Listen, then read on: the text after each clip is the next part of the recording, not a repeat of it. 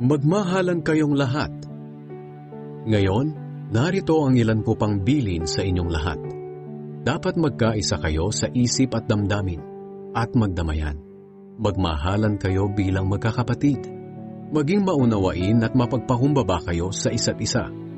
Huwag ninyong gantihan ng masama ang gumagawa sa inyo ng masama. At huwag din ninyong gantihan ng pang-iinsulto ang mga nangiinsulto sa inyo.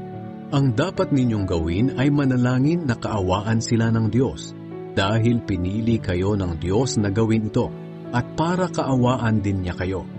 Sapagkat sinasabi sa kasulatan, ang sinumang nagnanais ng maligaya at masaganang pamumuhay ay hindi dapat magsalita ng masama at kasinungalingan. Dapat lumayo siya sa masama at gawin ang mabuti. Pagsikapan niyang kamtin ang kapayapaan sapagkat iniingatan ng Panginoon ang matuwid at sinasagot niya ang mga panalangin nila. Ngunit galit siya sa mga gumagawa ng masama.